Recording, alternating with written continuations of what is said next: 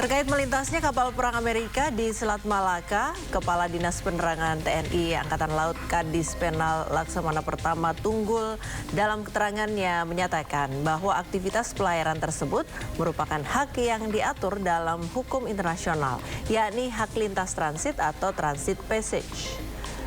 Selat Malaka merupakan jalur yang digunakan untuk pelayaran internasional, sehingga kapal, termasuk kapal perang, memiliki hak lintas transit. Ketentuan tersebut diatur dalam Konvensi PBB tentang Hukum Laut atau UNCLOS.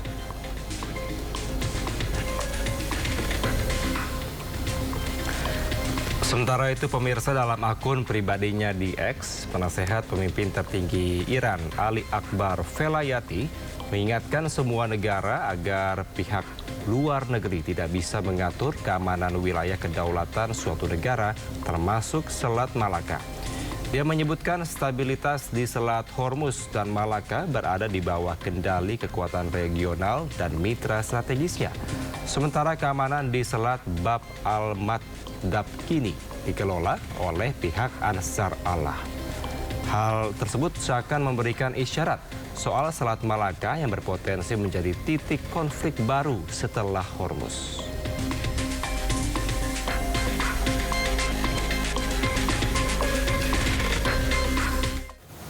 Menyusul upaya saling tutup Selat Hormuz antara Amerika Serikat dan Iran, Selat Malaka dinilai memiliki nilai strategis lebih tinggi dibandingkan dengan Selat Hormuz. Ya, pasalnya volume produk minyak dan kapal kontainer yang melintasi Selat Malaka jauh lebih besar dibandingkan dengan Selat Hormuz, di mana pemirsa hal tersebut disampaikan Menteri Luar Negeri Singapura Vivian Balakrishnan awal bulan April. Be aware that in fact if you add up all the maritime oil, crude and refined, you might be surprised that actually more flows through the Straits of Malacca and Singapore than even the Straits of Hormuz.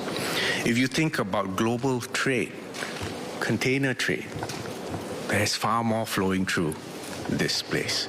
And the most important geographical fact, which most people are not aware of, the narrowest point in the Straits of Hormuz is 21 nautical miles.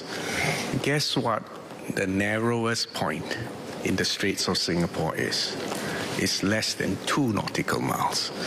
So do you understand now why we have to take a categorical position that international law and UNCLOS is the constitution of the oceans, and this is a right. Freedom of navigation as a right and not a privilege for ships and planes. Kita ke informasi selanjutnya, pemirsa. Bareskrim Polri berhasil mengungkap tindak pidana penyalahgunaan BBM dan gas LPG bersubsidi di 223 titik lokasi se-Indonesia. Ya, pemirsa, melalui pengungkapan ini Bareskrim Polri menaksir kerugian negara sebesar 243 miliar rupiah.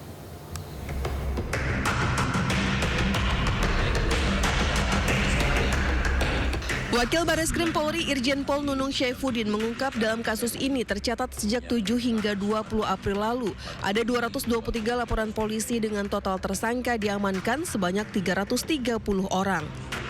Adapun pada periode 2025 hingga saat ini, Bareskrim Polri menindak 65 stasiun pengisian bahan bakar umum yang melanggar aturan penyaluran BBM dan LPG subsidi. Dari tersangka, polisi mengamankan barang bukti 403.000 liter solar, 58.656 liter BBM jenis Pertalite, 13.346 tabung gas LPG, serta 161 kendaraan roda 4 dan roda 2. Akibatnya negara rugi sebesar 243 miliar 669 juta rupiah selama 13 hari periode pengungkapan berlangsung. Tindak pidana penyalahgunaan BBM dan LPG ini telah mengakibatkan kerugian keuangan negara lebih kurang 243 miliar 669 juta 600.800 selama 13 hari. Ya.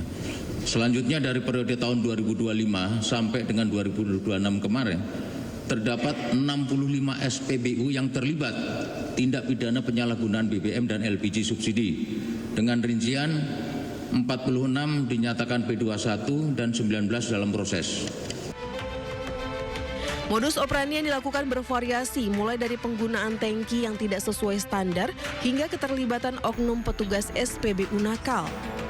Bareskrim Polri akan melimpahkan kasus ini ke Korps Pemberantasan Tindak Pidana Korupsi jika menemukan keterlibatan aparatur sipil negara. Dari Jakarta, Dia Sriawan, Yudi Richard Surya, iNews melaporkan. Pertemuan antara Menteri Dalam Negeri Pakistan, Mohsin Naqvi, dengan Duta Besar Iran untuk Pakistan, Reza Amiri Moghadam, berlangsung di Islamabad. Keduanya bertemu untuk membicarakan sejumlah persiapan jelang negosiasi damai dengan Amerika Serikat. Kementerian Dalam Negeri Pakistan menegaskan delegasi yang hadir akan dikawal ketat untuk memastikan keamanannya. Ya, peningkatan keamanan terlihat di sekitar ibu kota Pakistan pada hari Selasa jelang kemungkinan putaran kedua mediasi antara Amerika Serikat dan Iran. Rekaman video menunjukkan petugas keamanan dan polisi berdiri di belakang barikade. Sementara beberapa kendaraan terlihat melewati pos pemeriksaan. Meski demikian, baru delegasi Amerika yang terkonfirmasi menghadiri agenda negosiasi ini. Sementara itu, media pemerintah Iran melaporkan pada hari Selasa bahwa belum ada delegasi diplomatik Iran yang melakukan perjalanan ke Islamabad, Pakistan. Islamabad sebelumnya menjadi tuan rumah perundingan perdamaian kedua pihak pada tanggal 11 hingga 12 April, namun gagal mencapai kesepakatan.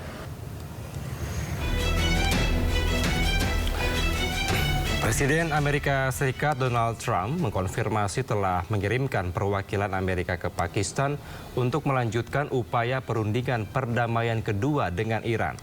Wakil Presiden Amerika Serikat J.D. Vance bersama perwakilan AS lainnya dilaporkan berangkat menuju Islamabad, Pakistan pada Selasa pagi waktu Washington DC.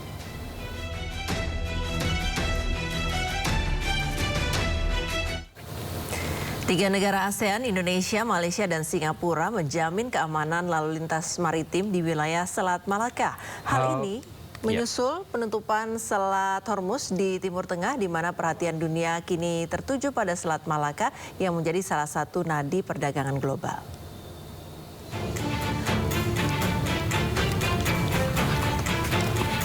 Dalam pertemuan Komite Dana Bantuan Navigasi ke-34 di Singapura, ketiga negara sepakat bahwa stabilitas di salah satu jalur pelayaran tersibuk dunia ini bergantung penuh pada keandalan infrastruktur dan kerjasama internasional yang berkelanjutan. Langkah preventif ini diambil sebagai benteng pertahanan untuk memastikan navigasi tetap terbuka dan bebas dari gangguan, meski tensi geopolitik global terus memanas. Mata dunia kini beralih ke Selat Malaka, menyusul penutupan Selat Hormuz di Timur Tengah oleh Iran dan Amerika Serikat. Saat ini puluhan kapal tersandra di salah satu jalur laut tersibuk di dunia itu.